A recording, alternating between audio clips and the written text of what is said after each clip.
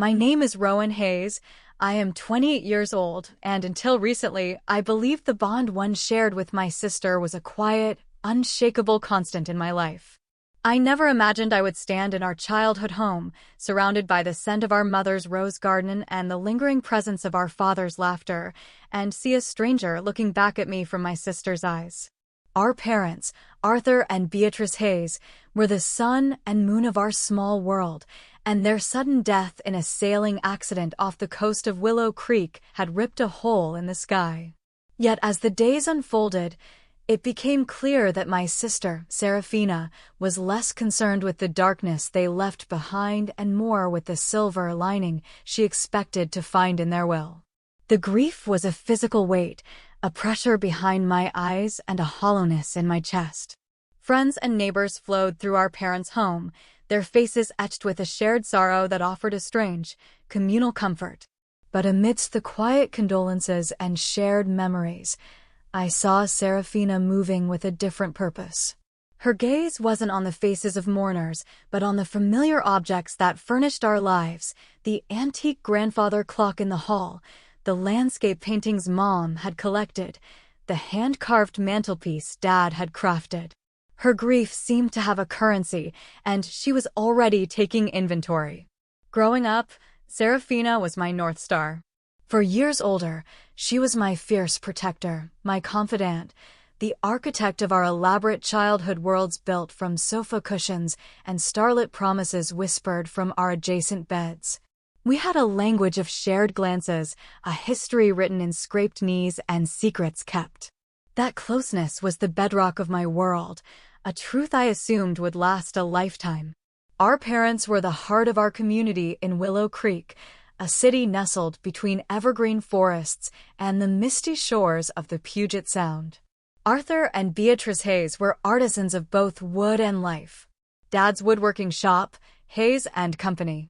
Woodcraft, a misnomer as he'd always hoped one of his daughters would take an interest, was a local institution known for its beautiful, bespoke furniture. The air there always smelled of cedar and varnish, a scent I associated with my father's quiet integrity. Mom, with her boundless energy, managed the business accounts, but her true passion was her sprawling garden, a vibrant tapestry of color and life that she generously shared with the entire neighborhood. They weren't wealthy in the way Serafina would later define the word, but our home was rich with love, creativity, and the unwavering belief that happiness was built, not bought. The shift in Serafina began around her early teens, a subtle tremor that would eventually become a seismic rift between us. I was 10, still content with books and bike rides, when she discovered the allure of designer logos and the complex social hierarchy of high school. Our parents, ever patient, treated it as a passing phase. But something fundamental had changed in her. Birthday parties went from backyard barbecues to catered events at exclusive venues. Her Christmas lists, once filled with modest wishes, became itemized demands for specific, expensive brands. But everyone has one became her familiar, plaintive cry, a justification for a hunger that seemed to have no end. Wanting her to be happy, to fit in, our parents began to yield. Small concessions became larger ones. By the time she was a senior, Serafina had honed the art of emotional leverage. A well-timed tear, a strategically deployed silent treatment, a carefully worded guilt trip, these were her tools, and she wielded them with an unsettling expertise. I watched, confused and quiet, as my sister, the girl who once defended me from bullies, became a different kind of bully herself, one who targeted the soft hearts of our parents. When she left for an expensive private university on the East Coast, the miles between us felt like a chasm. I chose a state school closer to home, my tuition covered by scholarships and a part-time job at the campus library. Her calls home invariably became requests for more money. The reasons were always plausible, always urgent: a textbook that cost a fortune, an essential academic trip that sounded suspiciously like a ski vacation, a sudden need for a new apartment because the dorms were affecting her studies. After graduation, She married Julian Sterling, a charismatic real estate developer whose ambition and appetite for luxury mirrored her own. They became a power couple in their affluent Seattle suburb, their lives a curated collection of new cars, exotic holidays, and conversations that inevitably circled back to their latest acquisitions. Their wedding was an opulent affair that cost more than my annual salary as a children's librarian, a bill our parents footed after Serafina's tearful plea that this was her one special day. Meanwhile, I found my own quiet fulfillment in the world of books and stories. My small apartment in a historic Willow Creek building, filled with secondhand furniture, overflowing bookshelves, and thriving houseplants, was my sanctuary. Dad would visit sometimes, running his hand over a lovingly restored oak table I'd found, and say with a deep pride in his voice, "You've got it figured out, Rowan. You know what lasts." Those words were a treasure I held close. The pattern of my parents supporting Serafina's lifestyle never truly ended. When she and Julian bought a sprawling modern home far beyond their means, my parents provided the down payment, a loan with no expectation of repayment. When their imported SUV required costly repairs, the bill mysteriously landed on our parents' credit card. Each time, Serafina would follow with a performance of effusive gratitude and a convoluted explanation of temporary cash flow issues that were always on the verge of being resolved. I tried to keep our sisterhood alive. I sent thoughtful gifts for my niece and nephew, Leo and Isla. I'd drive to Seattle for coffee, hoping to find a glimpse of the girl I once knew. And sometimes I would. A shared laugh over a childhood memory, a moment of genuine concern when I was going through a breakup. But these flickers of the old Serafina grew rarer, extinguished by the relentless pursuit of more. The last time I saw my parents alive was 2 weeks before the accident. I'd spent a Sunday at their house, helping Mom in the garden while Dad put the finishing touches on a beautiful rocking chair he was making for a client. As the sun began to set, casting a golden light over the garden, Dad grew contemplative.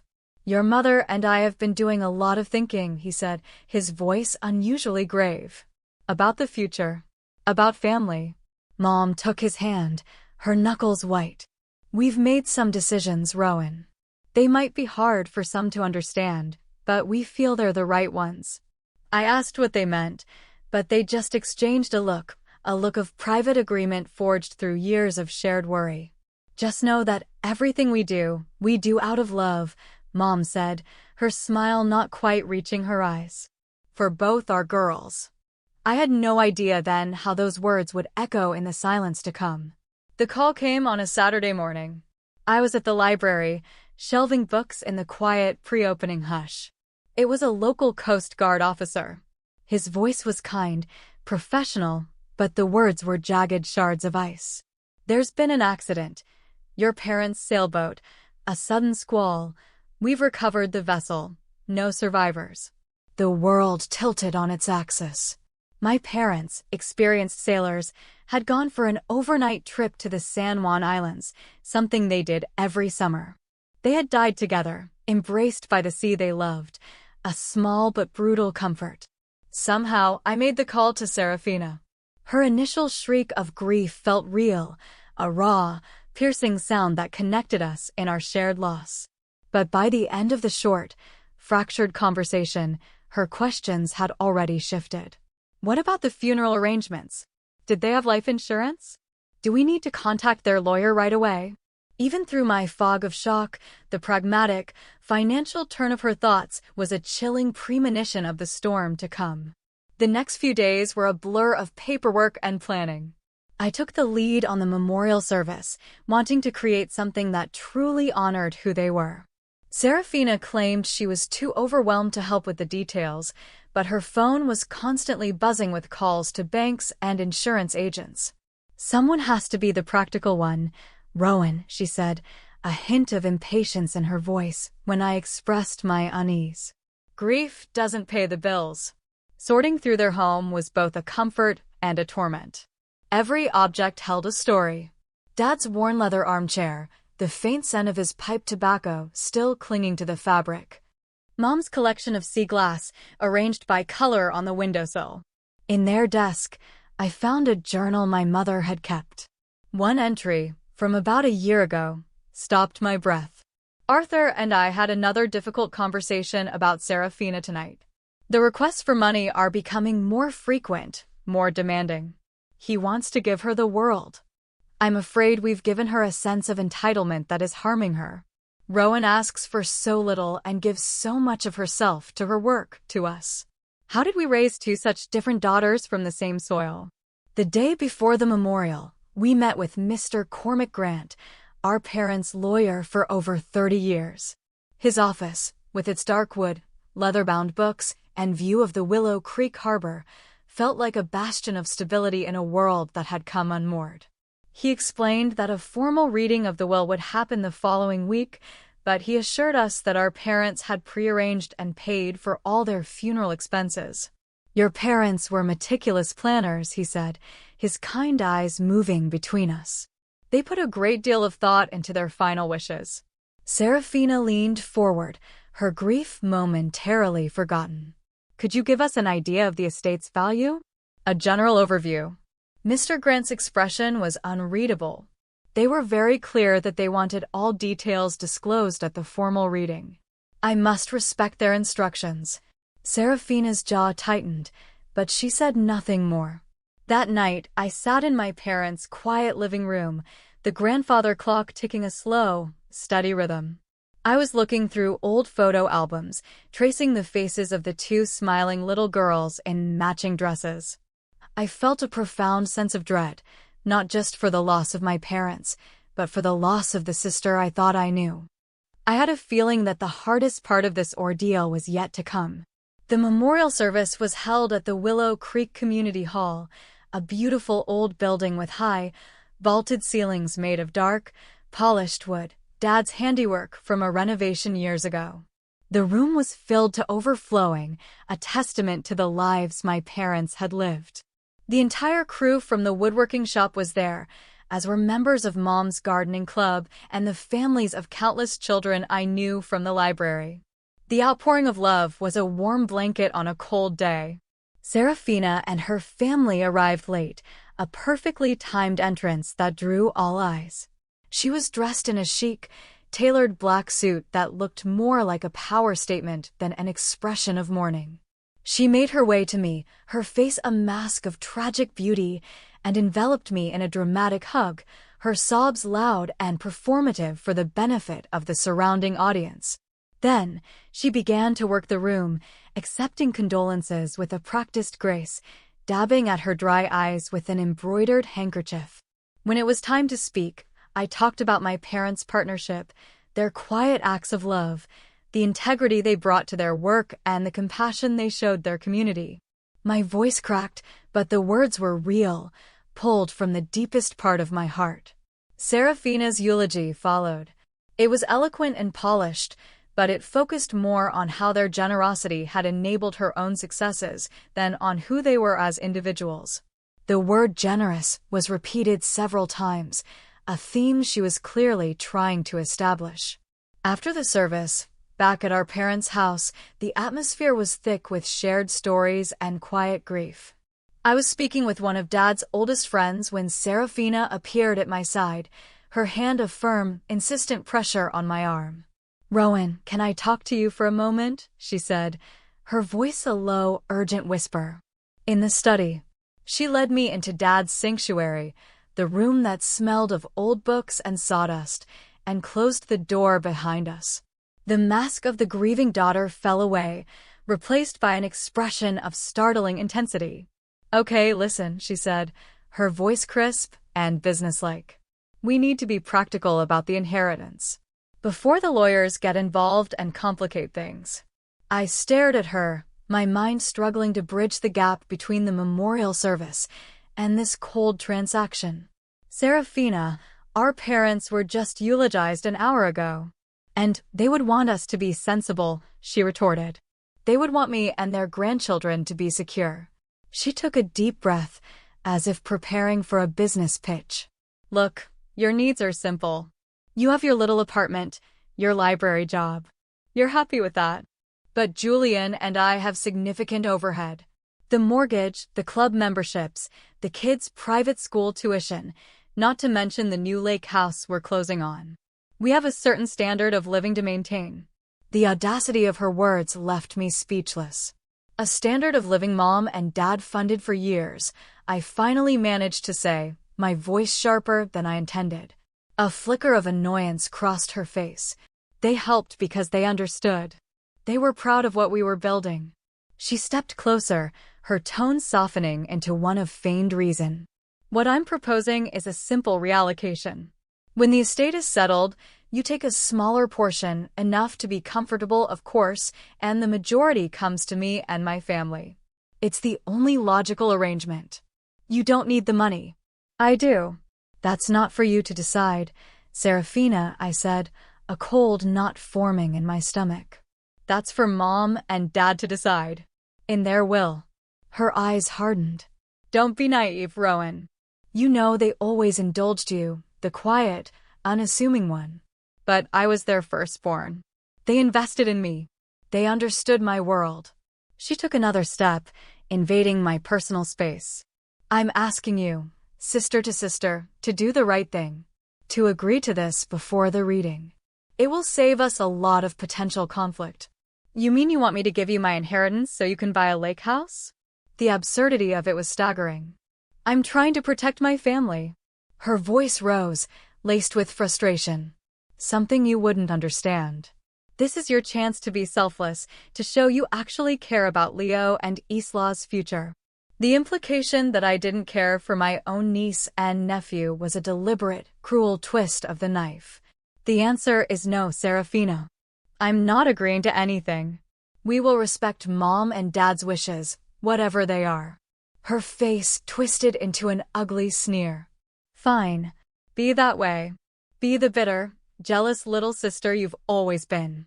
But when this gets ugly, and it will, remember that you're the one who chose to fight me. You're the one who chose to put money before family." Before I could respond, the study door opened. It was my friend Tessa, her expression a mixture of concern and anger. She had clearly overheard the last part of the exchange. "Is everything all right in here?" she asked, her gaze fixed on Serafina.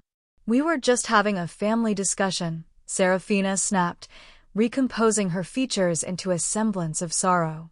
"It's over," I said, my voice shaking. I walked past my sister and out of the study, Tessa's supportive hand on my back. As we re-entered the living room, I could feel the eyes of our relatives on us. Serafina's raised voice had carried. The carefully constructed image of the grieving family was beginning to crack, revealing the ugly reality beneath. In that moment, I knew that whatever the will said, the foundation of my relationship with my sister had already crumbled. The week leading up to the will reading was a silent, agonizing wait. Serafina sent a barrage of texts, alternating between saccharine appeals to our shared childhood and thinly veiled threats about protecting her children's future. I ignored them, retreating into a cocoon of grief and work, finding solace in the quiet order of the library. On the appointed day, I walked into Mr. Grant's conference room feeling like a defendant on trial. The room was intimidating, with its long, polished mahogany table and imposing leather chairs. I chose a seat by the window, watching the rain streak down the glass, a reflection of my own somber mood. Serafina and Julian arrived exactly on time, a united front of tailored confidence. They nodded curtly in my direction and took seats opposite me, their postures radiating an assurance that I found deeply unsettling. Mr. Grant entered, carrying a thick, leather-bound portfolio. He began with formal condolences before getting to the matter at hand. "We are here today to review the last will and testament of Arthur and Beatrice Hayes," he stated, adjusting his spectacles. "This document was drafted and signed 8 months ago, and I can attest that they were both of sound mind and clear intent." Serafina exchanged a subtle, triumphant glance with Julian. "To begin, Mr.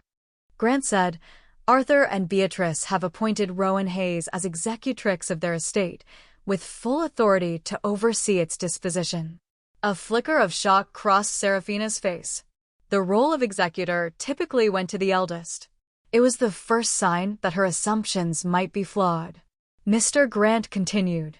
The family home at 112 Hemlock Lane, valued at approximately $850,000, and its contents are to be held in a trust for the benefit of both daughters.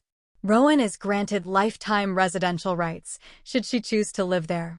The woodworking business, Hayes and Company, Woodcraft, valued at approximately $1.5 million, is also to be placed in the trust, with management provisions outlined in Addendum C. As he detailed bequests to other relatives and charities, I saw Serafina's confusion grow. The major assets were being protected in a trust, not handed out freely. Then Mr. Grant paused, looking directly at Serafina. Regarding the distribution of liquid assets, which include savings, investments, and life insurance policies totaling approximately $740,000, your parents have left very specific instructions. He slid a thick, bound ledger across the table. This is a detailed accounting of all financial support provided to Serafina and Julian Sterling over the past 12 years. The total, meticulously documented, comes to $412,500. He passed us both a summary sheet. The blood drained from Serafina's face as she scanned the itemized list: the down payment on their first home, the funds to cover Julian's early business losses, the full cost of their wedding, multiple cash infusions for cars and vacations. Each entry was dated and described. Those were gifts, she whispered, her voice trembling. According to the documentation your parents kept and the acknowledgement forms you signed for each of the larger sums, they were designated as advances against your future inheritance, Mr. Grant clarified calmly. He had copies of every form, each bearing her signature. Julian grabbed the papers, his face turning a blotchy red. This is insane. They never said we had to pay it back. They didn't require repayment during their lifetime, Mr. Grant explained patiently. However, they were clear in their legal directives that these sums were to be deducted from Serafina's portion of the final estate. He turned a page in the will. After accounting for these advances, the remaining liquid assets are to be divided as follows: 60% to Rowan Hayes and 40% to be placed in a separate trust for the benefit of Serafina Sterling. A trust. Serafina's voice was barely a croak. Yes. The funds are to be disbursed in annual payments over a 15-year period, contingent upon your completion of a certified financial planning course. A significant portion is also earmarked specifically for educational funds for your children, Leo and Isla, to be managed by the executrix. The silence in the room was absolute. Serafina's inheritance had not only been drastically reduced, but the remainder was locked away, controlled, and conditional. The immediate, multi-million-dollar windfall she had been banking on had vanished. This is a betrayal, Julian exploded, slamming his hand on the table. We have financial commitments. We made plans based on certain expectations. Those expectations, Mr. Sterling, were your own, not a guarantee from the deceased, Mr. Grant said, his tone unwavering. My parents would never do this to me, Serafina cried, turning on me with venom in her eyes. This is your doing. You got in their heads, you poisoned them against me with your simple, holy act. I had no idea what was in the will, Serafina, I said, my voice quiet but firm. This is the first I'm hearing of any of it. Liar, she shrieked. You've always been jealous of my life. Mr. Grant held up a hand. Mrs. Sterling, I can state unequivocally that Rowan had no part in these decisions. Your parents and I had many long discussions about this. They anticipated this reaction. He pulled a sealed envelope from the portfolio. And they left this letter, to be read to you both. He unfolded the paper and began to read. It was my father's voice, clear and strong, that I heard in my head.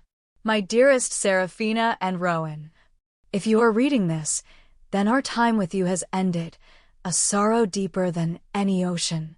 Please know that we loved you both with our whole hearts, in all your wonderful, different ways. Serafina, From the time you were a little girl, we wanted to give you everything. We thought that was what a loving parent did. We see now that in our desire to give you a life without struggle, we inadvertently failed you. We funded a lifestyle instead of fostering resilience. We provided assets instead of teaching their value. This will is not a punishment. It is our final, fumbling attempt to give you something more valuable than money, a chance to build a life that is truly your own, on a foundation of your own making.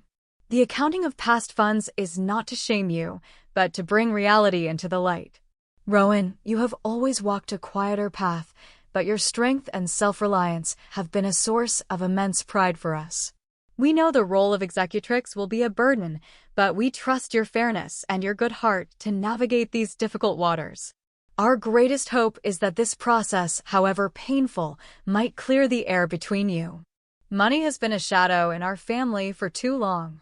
Perhaps, in our absence, you can learn to see each other again, not as rivals, but as sisters. With all our love, forever. Mom and Dad. Tears streamed down my face as the letter ended. Across the table, Seraphina's face had crumpled, a mask of pure, unadulterated shock and fury. "This is not legally binding," Julian snarled, gathering their papers. "We will contest this. We will see you in court." "You are free to do so," Mr. Grant said calmly. "However, you should be aware of the interim clause in Section 14. A no-contest clause. If any beneficiary challenges the will and is unsuccessful, their entire inheritance is forfeit." Julian paled.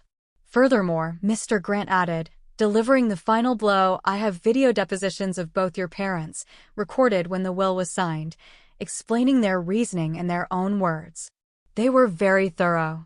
Seraphina stood up so abruptly her chair nearly toppled over. She pointed a shaking finger at me. "This isn't over, Rowan. You think you've won? You've just destroyed this family." She and Julian stormed out of the room, the heavy door slamming shut behind them. Mr. Grant looked at me, his expression softening with sympathy. "They struggled with this, Rowan. Your mother, in particular. They hoped it would be a wake-up call, not a declaration of war." I looked down at the copy of my parents' letter, at the words they had chosen so carefully. They had seen everything so clearly, Seraphina's patterns, my quiet resentment, the wedge that money had driven between us all. Their will wasn't an act of revenge. It was a desperate, loving, heartbreaking attempt to fix what they feared they had broken. I was the one left to execute their final, painful wish. The aftermath of the will reading was a tempest. Seraphina, ignoring Mr. Grant's warning about the no-contest clause, immediately hired an aggressive law firm and filed a suit to have the will overturned, alleging undue influence on my part and diminished mental capacity on our parents. Her narrative, which she broadcast to our entire extended family, was that I, the bitter, childless sister, had taken advantage of our grieving parents to steal her children's birthright. The family fractured along predictable lines. Aunt Helen, Mom's sister, called to offer her full support. "Beatrice talked to me about this, Rowan," she confided. She was sick with worry over Seraphina's spending for years. This was their decision, and it was a sound one. But Uncle Richard, Dad's brother who had always been charmed by Seraphina's vivacity, left a furious voicemail accusing me of greed and manipulation. Cousins I had grown up with suddenly went silent. The battleground was no longer a lawyer's office. It was our family tree, and Seraphina was taking an axe to its branches. Her texts became a daily assault. "Leo needs braces. I guess you don't care if your nephew's teeth are crooked. We're going to lose the lake house deposit because of you. I hope you're happy. Eastlaw School is asking for next year's tuition. How can you be so cruel to an innocent child?" Each message was a precision-guided missile aimed at my guilt. There were moments, late at night, when I almost buckled. I considered dissolving the trust, giving her what she wanted just to make it stop. But then I would reread my parents' letter and hear Mr. Grant's steady voice in my head. "Breaking their trust now won't fix the underlying problem. It will only postpone the inevitable." A month after the funeral, I finally found the strength to spend a full day at my parents' house, sorting through their belongings. The silence was a heavy blanket, punctuated by the ticking of the clock. As I was going through the mail, a car screeched to a halt in the driveway. It was Serafina. She used her old key to let herself in, her face a thundercloud. "What are you doing here?" she demanded, as if I were the one trespassing. "My job," I said calmly. "As executrix." "I've come for Mom's jewelry," she announced, striding towards their bedroom. "As the eldest daughter, it belongs to me." "The will has a specific list of which pieces go to whom," I said, following her. "We have to have it all appraised and inventoried first." "I don't need an appraiser," she snapped, yanking open our mother's antique jewelry armoire. Her hands went straight for the 3-strand pearl necklace, the one Dad had given Mom for their 30th anniversary. "That necklace was left to me, Serafina," I said, my voice quiet but firm. "Mom knew it was my favorite." She glared at me, the pearls clutched in her fist. "Of course. She left you the best piece." She dropped the pearls back with a clatter but scooped up several other bracelets and brooches, stuffing them into her handbag. As she stormed out, I noticed gaps on the mantelpiece. 2 of the small, hand-carved birds Dad had made were missing. A quick search revealed that several other valuable, sentimental items were gone. Dad's collection of vintage nautical maps, Mom's silver tea service. She had been systematically looting the house. The discovery was a new, deeper kind of wound. This wasn't just about money, it was a violation of memory. On Mr. Grant's advice, I had the locks changed and a security system installed the next day. The act felt like a final, sad severing. The legal discovery process was brutal. As I gathered paperwork from my parents' files, I found a folder tucked away in the back of Dad's desk drawer. It contained documents that made my blood run cold. Credit card statements in my parents' names, with tens of thousands of dollars in charges at high-end boutiques and resorts they had never visited.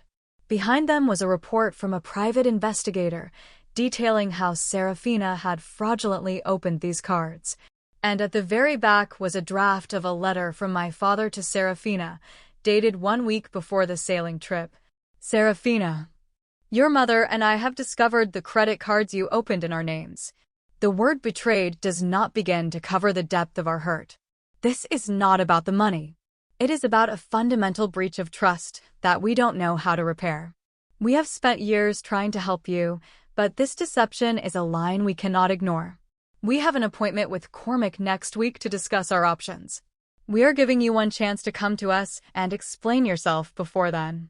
"Dad." My hands shook as I read it. They had known. Their final, loving act, the trust, the conditions, the letter, wasn't just about teaching responsibility. It was about protecting their estate from a daughter they could no longer trust, a daughter who had committed fraud against them. I immediately called Mr. Grant. "This changes everything for the lawsuit," he said, his voice grim. "But Rowan, I am so sorry you had to find this. The question of whether to use this information in court weighed on me. It would guarantee my victory, but it would also mean publicly destroying my sister, exposing her as a criminal. It felt like a point of no return. I decided to try one last time. I asked her to meet me at a neutral cafe downtown. She arrived looking worn and tired, the stress of the lawsuit clearly taking its toll. "I want to end this, Serafina," I began, before she could launch into her usual tirade. "Then give me what I'm owed," she shot back. I took a deep breath and slid a copy of the investigator's report across the table. "I found this in Dad's desk. I know about the credit cards." The color drained from her face. Her carefully constructed facade shattered, leaving behind a woman who looked lost and terrified. "They knew," she whispered. I nodded. "They were going to confront you the week after they died." A choked sob escaped her. "You don't understand," she stammered. "Julian's latest project fell through. We were going to lose the house. I was desperate. I was going to pay it all back." "You could have asked them for help," I said, though I knew the answer. "And admit that we were failing?" After all the money they'd already given us? I couldn't. Her eyes, for the first time in years, met mine with something other than demand. They were filled with fear. What are you going to do? The entire future of our family hung on my answer. Drop the lawsuit, I said, my voice steady. Agree to the terms of the will. And no one but you, me, and Mr. Grant ever has to know about this. But if you press forward with this fight, I will have no choice but to submit it as evidence. She stared at me, her mind clearly racing. For the first time, she was not holding any cards. I had given her a choice: accept the consequences of her actions with dignity or face utter ruin. I need to think, she said finally, grabbing her purse and fleeing the cafe. As I watched her go, I felt no sense of victory, only a profound, aching sadness for the two little girls we used to be. The day of the court hearing was gray and overcast, the sky over Willow Creek a mirror of my mood. Despite my ultimatum, Serafina had decided to proceed, apparently convinced by Julian that they could still win. As I sat beside Mr. Grant at the plaintiff's table, I felt a grim resignation. I had tried to offer her an off-ramp, and she had chosen to drive off the cliff. Serafina's lawyer was slick and theatrical, painting a picture of a devoted, family-oriented daughter being cheated by her cold, jealous sister. When it was our turn, Mr. Grant was the model of calm professionalism. He presented the will, the video depositions of our parents, and the years of documented financial support. He did not, per my request, introduce the evidence of fraud. I was still holding onto a sliver of hope that it wouldn't be necessary. Throughout the proceedings, I noticed Julian was behaving strangely. He was constantly checking his phone, his face growing paler and more agitated with each passing minute. The judge, a no-nonsense woman named Miriam Adler, listened patiently to both sides.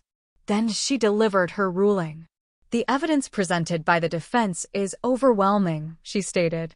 The will of Arthur and Beatrice Hayes is clear, consistent, and legally sound. I find no evidence of undue influence or diminished capacity. The contest is denied. A gasp went through the courtroom. But the judge wasn't finished. She looked directly at Serafina. Furthermore, this court has no choice but to enforce the interorum clause, which was explicitly pointed out to the plaintiff. Mrs. Sterling, by bringing this unfounded challenge, you have legally forfeited your entire inheritance under the terms of the will. The finality of it was like a physical blow. Serafina stared, uncomprehending. By refusing the trust my parents had created for her, she had ended up with nothing at all. As the judge adjourned, Serafina's lawyer packed his briefcase and left with a curt, "You'll be billed for my time." Serafina remained frozen on the bench. And Julian? He was gone. He had slipped out of the courtroom during the judge's ruling. I walked over to my sister, my anger replaced by a strange, hollow pity. "I'm so sorry, Serafina," I whispered. She looked up, her eyes vacant. "He's gone," she said, her voice a dead monotone. She held up her phone. A single text message glowed on the screen. "This marriage is no longer a viable partnership. My lawyer will be in touch." "He drained the bank accounts this morning," she continued, as if reciting facts about a stranger. "The house is in foreclosure. The cars are leased. I have nothing. Less than nothing." The sheer, calculated cruelty of his timing was breathtaking. He hadn't just left her. He had waited for her to lose everything else before delivering the final, devastating blow. This wasn't the powerful, entitled woman who had threatened me in our father's study. This was a person whose entire world had been built on a foundation of lies, and it had just collapsed into dust around her. "Where are the kids?" I asked softly. "At a friend's house. They don't know." A tear finally broke free, tracing a path through her expensive makeup. "How am I going to tell them? What are we going to do?"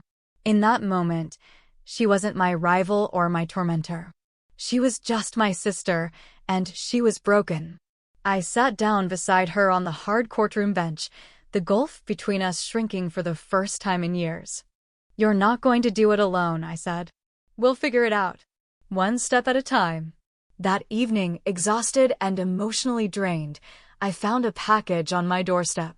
It was from Mr. Grant's office, a thick manila envelope with a smaller, personal one attached. On it, in my mother's elegant script, were the words, "For Rowan. To be opened only after all legal matters are concluded." With trembling hands, I opened it. My dearest Rowan, if you're reading this, it means you have weathered the storm. Your father and I knew this would be a painful ordeal, and we are so sorry for the burden we placed on you. We saw the path Serafina was on, and Arwell was a desperate act of love, an attempt to build a firewall against her self-destruction. We feared it might fail, but we also had faith in you, in your strength, and more importantly, in your heart. This is why we included a final, secret provision in the family trust. It grants the executrix full discretionary power to amend the terms of the trust in the event of a significant, unforeseen change in a beneficiary's life circumstances. We hoped it would never be needed. But if Serafina's life has unraveled, if she has truly hit bottom and is ready to rebuild, this is our final gift to you both, the power to show grace. Kindness isn't always giving someone what they want, but sometimes it is giving them a second chance when they need it most. We trust you, our wise, wonderful daughter, to know the difference. Whatever you choose, know we are with you. All our love. Mom. I wept as I read the letter, tears of grief and gratitude. Even in death, my parents were still teaching me, still guiding me. The legal battle was over, but the real work, the work of healing a family, was just beginning. And they had left me a map. A year has passed. The seasons have turned, and with them, our lives have slowly, painfully, begun to find a new shape. I live in my parents' house now, the familiar rooms a comfort rather than a source of pain. I've thrown myself into my mother's garden, finding a profound peace in the cycle of tending and growth, of coaxing new life from the soil. Serafina and the children live in a small, modest rental apartment a few towns over. The first few months were a blur of crisis management, bankruptcy filings, school transfers, tearful late-night phone calls. But slowly, something new began to emerge. Serafina, stripped of her husband and her status, was forced to rely on a strength she never knew she possessed. She took a job as a receptionist at a doctor's office. She learned to budget, to cook, to be a present and engaged mother in a way she never was when her life was a whirlwind of social obligations. After months of thought, I used the discretionary power my parents had given me. I didn't reinstate her original inheritance. Instead, I established ironclad educational trusts for Leo and Isla, ensuring their futures were secure. For Serafina, I set up a fund that would match her earned income, dollar for dollar, up to a certain amount each year. It wasn't a handout, it was a partnership in her own recovery. A way of saying, I see you trying, and I will support your effort, not your dependency. She didn't accept it with effusive thanks. She accepted it with a quiet, humbled gravity that was more meaningful than any words. 2 weeks ago, a letter appeared in my mailbox. Her handwriting was hesitant, unfamiliar. Rowan. I don't know how to start this. Sorry is a uselessly small word for the wreckage I created. For years, I believed that what I owned defined who I was. I see now that it was the other way around. What I owned was hollowing me out, leaving nothing of substance inside. The day in court, when I lost everything, was the most horrible and, I think, the most necessary day of my life. It was the day I finally had to look at the person I had become, and I was horrified.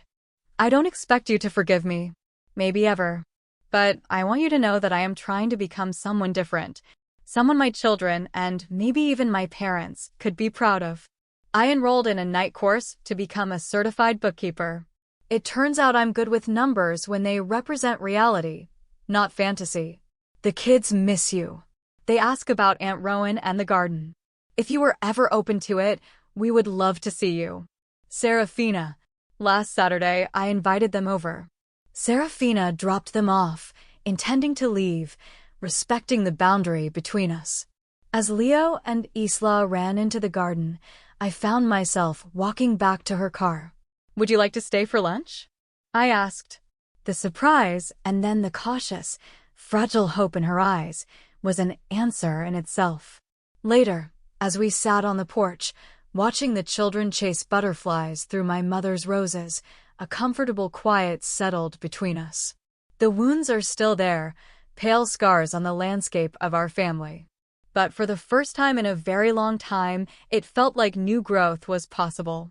My parents' truest legacy wasn't their house or their money. It was this, a second chance blooming in the ruins. Have you ever faced a moment where forgiveness felt impossible, or where a family was torn apart by something other than love? I've learned that sometimes the hardest path is the only one that leads back to solid ground. I would be grateful to hear your own stories of loss and rebuilding in the comments. Thank you for walking this part of my journey with me. If my family's story has touched you, please subscribe and share. Perhaps, in sharing our stories, we can all feel a little less alone in our struggles to heal.